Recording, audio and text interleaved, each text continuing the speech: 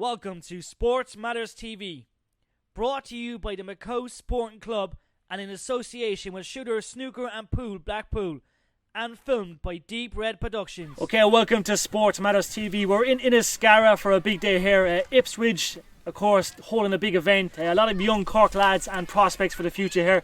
I'm joined by former Irish international Ipswich star Alan Lee. First of all, Alan, welcome to Cork.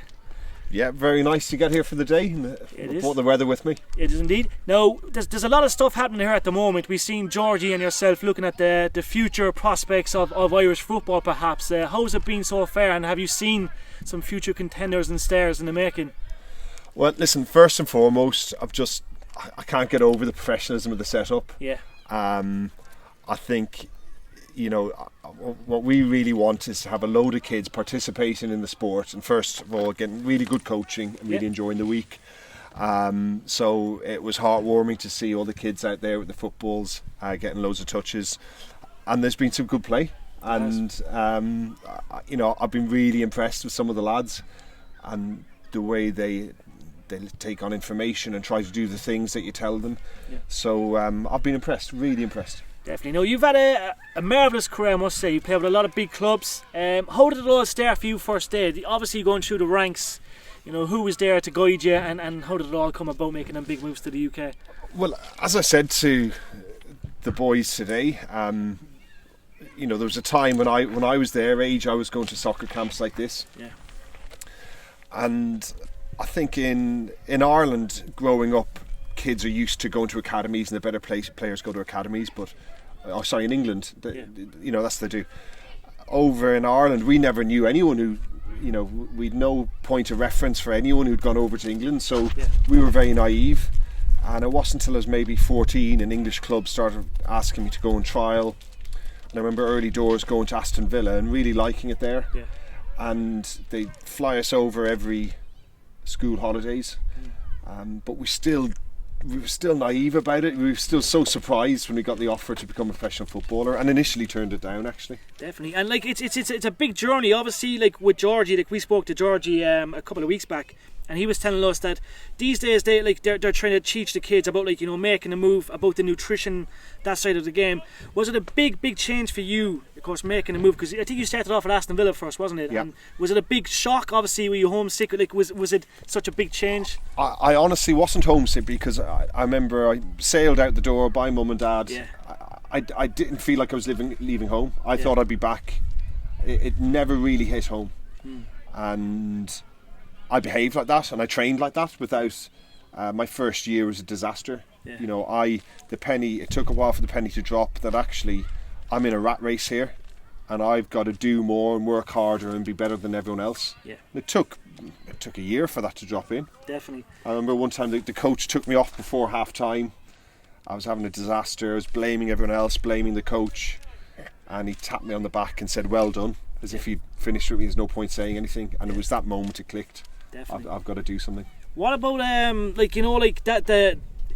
you ever get starstruck? Obviously Villa back then, a huge club.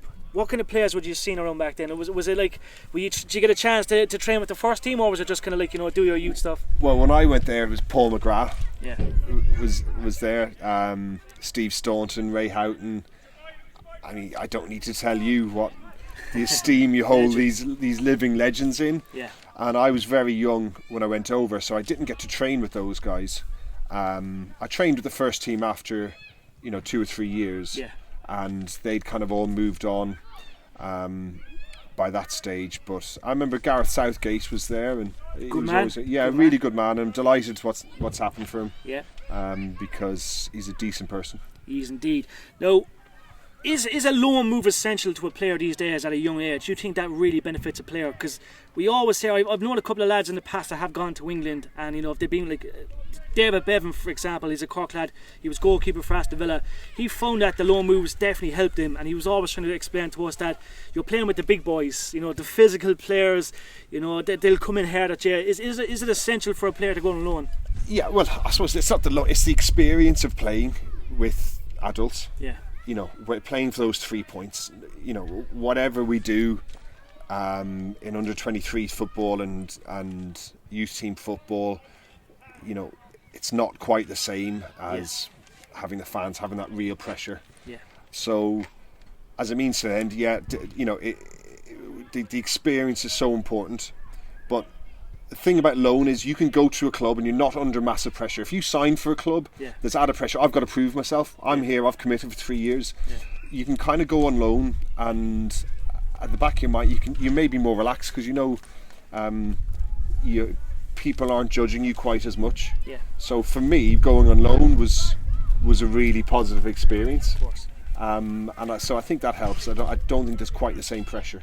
Yeah. What's it like to play with Ipswich? Such a big club. Always producing great players, from the underage up.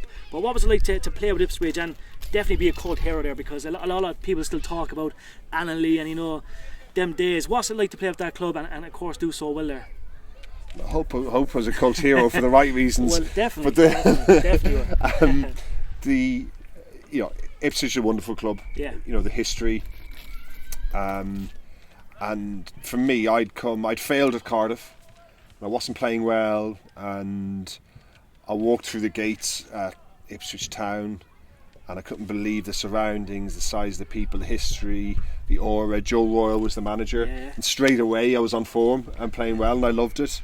So I was very lucky to get that opportunity. Yeah. It came at the right time, and that certainly helped my career. So I've been back at the club now. This is my 6th year back. Yeah. Suffolk is home. My wife's from Suffolk and bringing my kids up there, so it means a lot to me. Great club as well. We've seen some, even Billy Clark. You remember Billy Clark, Cork lad, Mayfield lad. He had a good couple of years there as well. Obviously, he's still doing all right. He's still with Charles. Yeah, Billy's very talented. Yeah, and a nice fella as well. He is, definitely. Now, what was it like, first of all, to get on a Irish jersey? Obviously, a dream come true to play for your country. What was it like, and to be in the mix again with more Irish legends? What was that like for you personally? Yeah, a huge honour. But again, I just wish I'd believed in myself more. I wish that had happened when I was older in my career, because at that stage, coming from Rotherham, I don't think I was prepared for that. I didn't feel I should be there. I didn't feel part of it. And it was funny sometimes in certain surroundings. As a footballer, I didn't really feel self-assured and confident. I hadn't really worked out that what really I'm good at and what it's all about until my late 20s. So I didn't give myself the best chance. But it was a huge honour. It was a huge honour. Like I always remember you in the Irish jersey. You were strong. You were fast. Great eye for goal. If you could have one moment in that Irish jersey, what was it for you? Obviously, was it the debut, or was it a certain game, or? Yeah, your debut. At Lansdowne Road, the old Lansdowne Road. I think it's, and again, probably the mindset is not to get emotional, and for me that was such a huge step that I never saw coming. Yeah. I'd been at Aston Villa, I'd been at Burnley, kind of went down to Rotherham, but then had a really good 2 or 3 years, and we got into the Championship, but I didn't, at that stage of my career, I didn't have the right mentality. So, but making that debut, and having your parents in the stand, it's something special. I mean, we all dream about it as kids when we're playing football. You imagine those things. Stuff dreams are made of. And Alan, at the moment you're a very busy man. There's always projects on the table. The future's looking bright, looking very good. You've got a lot of projects. I'm not sure if you can talk about them, but it's looking bright. It's looking great. Yeah, well, I've slightly changed. But I was youth team manager at Ipswich now. I'm helping out the under-15s, and we're setting up an academy at a school in Suffolk. Yeah.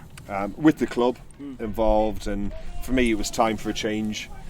The hours involved and working in the academies is hard work. If you take it seriously as I do as well. Can you imagine? So I've got to, my next step is really, I need to be managing something. I need to be in charge of something. Yeah. And I've got my ideas the way things should be done, and I feel very passionate about it. And this is a great opportunity. The club have been so supportive. Yeah. So I'm very grateful for that. But people always ask me, you're going to go into management. I got offered a first team role in pre-season, and I thought, I've got a 2-year-old, a 5-year-old, we're settled. It's tough. Yeah. I don't need to go. I don't need to go into that environment just yet. Yeah, yeah. So doing something different for a couple of years, but I'll be back. It will come. Alan, you're a star as always, sir. Thank you Pleasure. very much. Thank Appreciate you. it, guys.